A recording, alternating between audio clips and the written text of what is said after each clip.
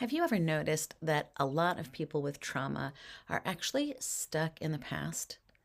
Research shows that trauma creates a loop where we're trapped in the past event. Even though we're physically present, we're not aware of where we're actually at. If your client is triggered and they're looping and repeating, or they're getting agitated about something that's not happening in the present, it's usually that they have trauma that they haven't been able to process. In order to process, though, we first have to orientate ourselves into a safe space. So the first key was regulation. The second key is orientation. This is really important. Many trauma survivors are physically in the room, but orientated in the past. They need safety in the present in order to process. Okay, just because something happened in the past doesn't mean our client has actually processed it in their nervous system. We're now beginning to understand better with polyvagal theory and Gabor Mate's work and Van der Kolk that trauma lives in the body. The body keeps the score. But how do we actually access that panel to release that brake and that gas pedal so that we're not spinning our wheels? It's a really interesting question, and this system actually provides a concrete answer that bears the load for you. You might be carrying a big caseload, but if you had a structure that carried that for you, how much more could you actually get done? How much more could your clients get done if they just understood how this whole vehicle works? All right. So we have a 4-key system that's going to allow you to put the burden on the structure and really lean into that. Orientation retrains the nervous system to recognize the present moment as safe. Okay. Then things are able to come up and we're able to identify them in a way that's actually productive. Not all processing is productive. If processing is happening in a dysregulated central nervous system, it's actually going to make the trauma worse. It's like digging a deeper rut.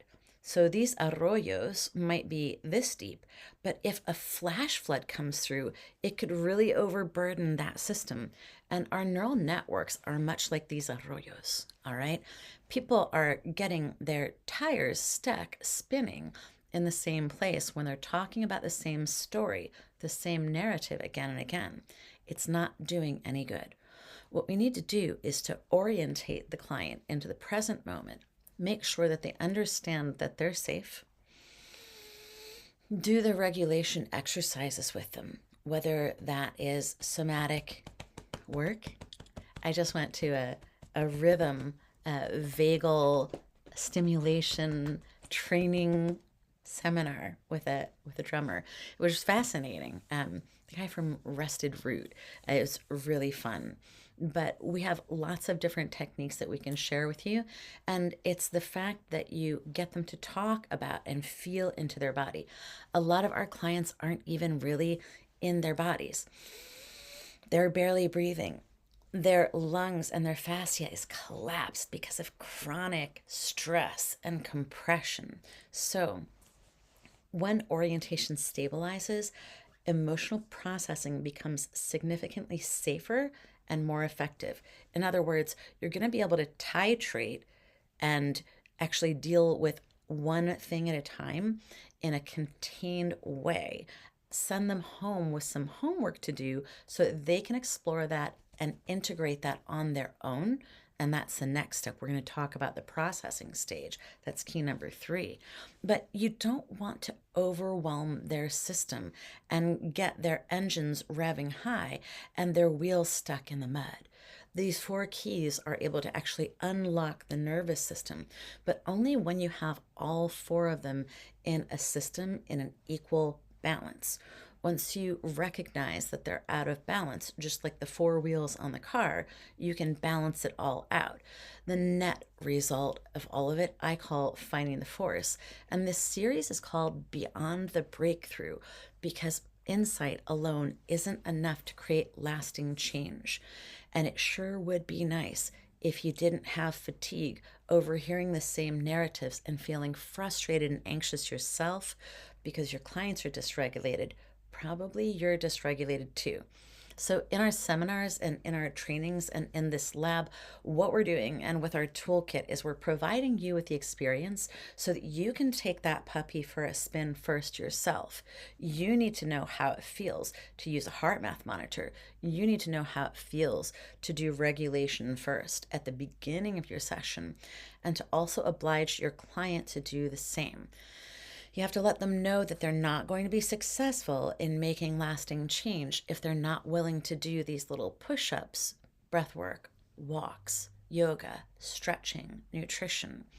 There's no way that you're going to overcome your vehicle, which is your body. Your vehicle, your body being alive is the whole purpose of this operation. So when people aren't sure why they're alive, it's because they've unplugged from nature and the force, and they are probably a hostage in the trunk, and their zombie sub programs are driving the car. So I make the analogy sometimes that in order to get to where you're going, you need to identify where you're going. If you were taking a road trip, you would probably make sure that everything was shipshape.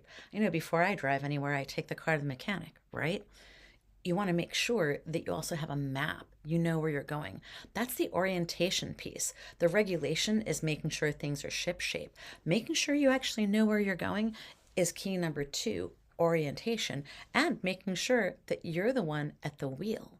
All right. Next, we're going to talk about processing. Again, once the nervous system is regulated and oriented to the present, the third key, processing, becomes possible. Then and only then. So join me for the next step.